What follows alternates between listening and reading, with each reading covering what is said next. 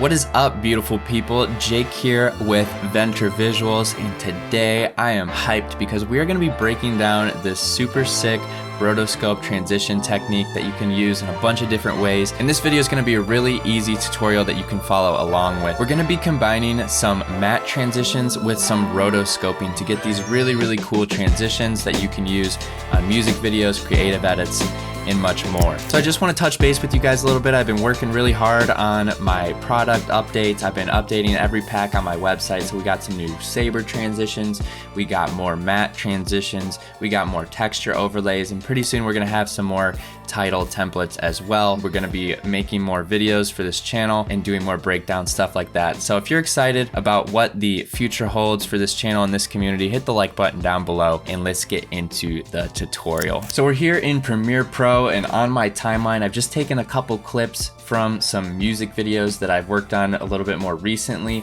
This first clip we have here is pretty standard footage. Got him inside, and then we got a clip of him on the outside right here. On this second example, it's kind of same thing. We got this artist standing in front of the house, and then the next shot is him sitting in the car. So we're gonna be creating these transitions from scratch using these examples. The first step you gotta do for these types of transitions is just pick out whatever matte transition you wanna use. So this is my matte transition pack, which you can get on venturevisuals.com. And if you don't wanna get the full pack, you can get 3 matte transitions completely for free when you download the free pack. So feel free to download the free pack and get yourself some free matte transitions if you would like to. The full pack actually now has 50 transitions. With the last update, we took it from 30 to 50. And you can use these transitions to really just give your footage unique looks in between your clips. Really easy to use. And I'm gonna show you guys how when you combine these types of transitions with rotoscopes, you can get really insane looking transitions. So for this example today, I'm gonna be using this transition called Parallax Up, and just click and drag it onto your timeline. I'm gonna drag this over to our first example here, and I'm gonna line it up so that it starts at the cut. Now what you're gonna do is just click and drag this first clip up to video layer 2 and extend it out for the length of this transition. And we're gonna go ahead and make a cut right there as well to separate the first part of that clip from the second part. And I just dropped that first part back down to video layer 1 just to keep it a little bit more organized. As I scroll over this transition part right here, we can see that the transition is a little bit smaller than the rest of the screen, and that's because we're editing in a 4K timeline. The transition pack is in 1080p. These transitions will work with pretty much any resolution. All we have to do is just scale them up. So what I'm gonna do for this is just come over to scale and scale it up to 200, and now the transition is covering the entire frame. Come to effects. We're gonna type in an effect called track matte key.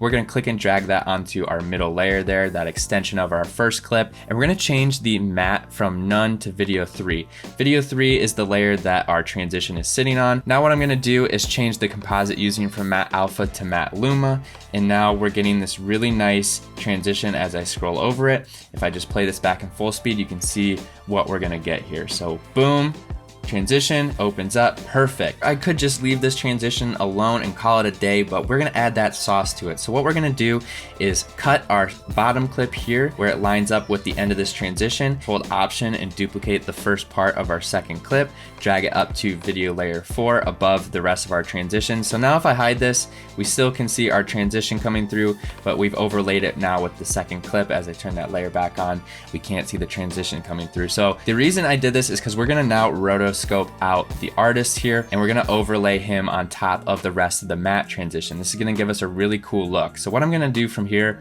is just right click on this very top video layer. I'm gonna hit nest and hit OK. This will ensure that we don't have frame rate issues when we hop into After Effects. I'm gonna right click on it again and hit replace with After Effects composition. So we're here in After Effects, and you can see that the clip has imported directly into the software. Just make sure you're on the very first frame of this sequence. You're gonna come up here to your trusty rotobrush tool. You're gonna click on that rotobrush tool, and we're gonna double click on the preview area. From here, you can see that now our cursor is this green circle. If I wanna make my rotobrush bigger or smaller, all you gotta do is hold Command and click and drag to make it bigger or smaller, depending on if you're rotoscoping something huge or something small. You can get really detailed rotoscopes. So all I'm gonna do now is just trace the artist out just like so. Just gonna go around his outline like that, and After Effects is gonna guess what I want traced. Now you can see this pink line goes around these trees trees in the background. We don't want to trace out the trees, we just want to trace out the artist. So what I'm gonna do is hold Option,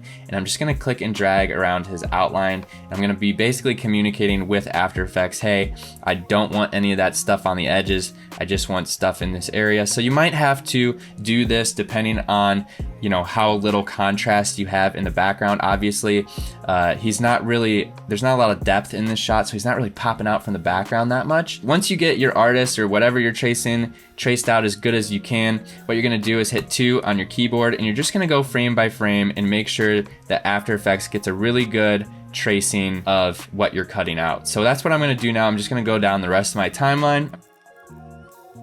All right, so I'm here at the final frame and we got them all rotoscoped out. Now what you gotta do is come back to your composition layer right here, and it should reveal whatever you just rotoscoped out on either a black background, or if you hit this transparency button down here, on a transparent background. Now for this effect, you do want to make sure your transparency grid is on, because we're trying to reveal that matte transition happening behind this rotoscope. Let's hit Command S, and let's just see how this looks in Premiere Pro. So here in Premiere Pro, as I scroll through, you can see that our rotoscope layer is sticking on top of our matte transition, and it's giving us this kind of trippy look here. So you can see as the transition goes through, we're getting that first clip peeking through, and then it goes into our second clip. Now a very important step to making this look even better is going to be keyframing the position of our rotoscope here in the very beginning frame. So we don't just want him to pop up out of nowhere, we kind of want him to slide into the video. So what I'm gonna do is hop back here into After Effects. I'm gonna come to the very beginning of my timeline, I'm gonna hit P,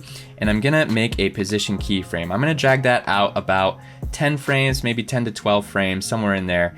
And then what I'm going to do is just move our rotoscope layer. Let's just move him down out of the frame like so. And then to kind of ease him in, what I'm gonna do is right click on this second keyframe we just created, and I'm gonna hit Easy Ease In. Then you're gonna click on your graph editor and just tweak your graph editor out a little bit so that it comes in a little bit more gradually. It's just gonna make it look a little bit more smooth. So that's what I'm gonna make my graph look like there, my speed graph, just by tweaking these little handles on my keyframes. Now I'm gonna exit out of my graph editor. The last thing we're gonna do to make this look good is just toggle our switches and modes until you see this little 3 circle icon right here. This is gonna create some motion blur. So this is gonna make it look a lot more natural as it's sliding into the frame. So we're gonna turn on our motion blur there. It might rotoscope some of those frames with motion blur, so you gotta be patient with this. But once it's done, you can see now as he's coming into the frame, he's a little bit more blurry, and it's just gonna make the overall motion look a little bit smoother, a little bit more natural. So what I'm gonna do now is just hit Command S, save this back into Premiere Pro. You can see that our timeline is red at the top. Now this is just because we're using a lot of effects. What we're gonna do to ensure that this plays back at full speed is just set our in and out points by hitting I and O, and then I'm gonna come up here to Sequence and hit Render into Out. Here we go. So he's laying in bed and then he slides up into the frame. We got a nice matte transition happening behind. Now one thing I noticed is that you can start to see his face peek through, and that's just this bottom clip coming through here. So if I wanted to maybe make this rotoscope pop out a little bit more, what I could do is just add some blur, some Gaussian blur to this very bottom clip here. So I'm gonna throw some Gaussian blur on there. I'm gonna keyframe the blurriness to 0, but at this point, we're gonna blur it quite a bit. So you can see that background clip starts to get really blurry as I do that. And you know, just with some simple keyframes there, we now get a rotoscope that pops out a little bit more. It doesn't look like it's, you know, interfering with that background. So this is what it looks like with the blur. And now if I turn the blur off, you can see that background is a little bit more distracting. So with the blur keyframed from, what is this, 90, 95 down to 0, our rotoscope now pops out a little bit more. It's just a way to, you know, kind of make the transition look a little bit more fluid. That is transition number 1. I do want to do one more example today. I really want to use a quick and clean matte transition for this next example. So let's find a, you know, more of a simple one. This one's good. Smooth down is what it's called. So I'm just going to click and drag that into my timeline there. So I'm actually going to click and drag this one over to where it ends at the cut instead of starting at the cut like how we did the last example. Increase the scale like we did before to 200 so it fits the frame size right there. Cut our first clip there on the bottom. I'm gonna drag this second part of it to the video layer above, video layer 2, and I'm just gonna click and drag this tail end of the clip we're transitioning to underneath. I'm just gonna take this middle layer, I'm gonna hold Option and drag it up to the video layer above, because this is gonna be the video layer that we end up doing our rotoscope on. I'm gonna hide that layer for now so we can check out what this transition is gonna look like. Come over to my effects,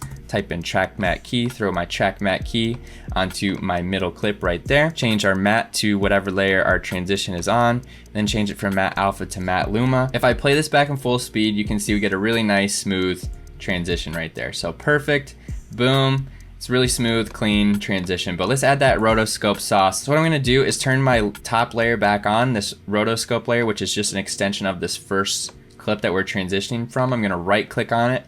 We're gonna nest it, just like how we've been doing in all these other tutorials. Right click on it again, replace with After Effects composition. Rotoscope out the outline of the artist, so boom. I'm at the end of my timeline now. What I'm gonna do is come back up into my composition. You can see we got them nice and clean, cut out from the background. This is perfect. Now, because this is going to be the clip that's ending, we need to position him so that he moves from in the frame to outside of the frame so that the transition is smooth. So what we're gonna do is, again, we're gonna hit P on our keyboard to pull up our position tab. And closer to the end of this rotoscope, what we're gonna do is make a keyframe on position, come to the very last frame or as far as you can. Let's go ahead and go up since the transition we're using is going down. So let's go ahead and move him to the top. That's gonna make a keyframe for our position value just like so. Now what you wanna do is click on this first keyframe here, right click on it and hit Easy Ease Out because we're easing out of this position. And then I'm gonna go ahead and do a little tweaking on my graph editor like so.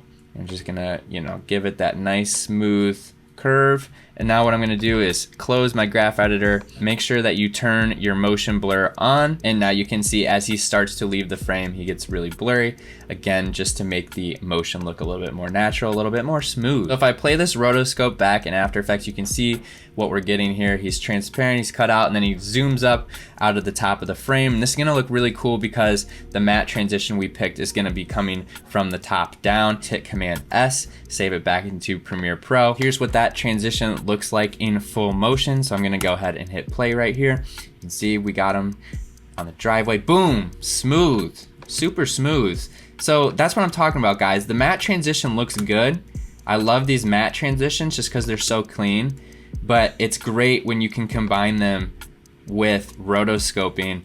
You get these crazy cutout 3D types of transitions where the background slides, we transition into the next clip. It just looks awesome. I do want to remind y'all that there is some free matte transitions in the free pack on my website, ventorvisuals.com. So if you want to start playing around with some effects like this, feel free to check out some of those free matte transitions. I'll leave a link down below. I really appreciate everybody who's purchased and downloaded stuff from my website. I hope you guys enjoy some of these new updates coming out. We took the Saber transition pack from 25 transitions to 40. We took the texture overlays from 30 to 50 overlays. We took blueprints from 20 to 30 Premiere Pro transition presets, and we're pretty soon going to be taking the cinematic titles pack from 25 templates to 40 templates as well. Just working with another designer to get a fresh set of eyes on that pack. Should be coming out next week. I'm super hyped for it. So if any of that stuff sounds interesting to you, make sure to check out the links down below and leave a comment below, any questions you might have, any concerns you might have, or hit me up on Instagram at ventorvisuals. I'm always happy to chat with you guys, help you guys figure out answers to your questions, and just check out some of your work as well. So if that sounds interesting to you, hit me up. Again, guys, really appreciate y'all tuning in. And until next time, I'm Jake Venner. Peace out.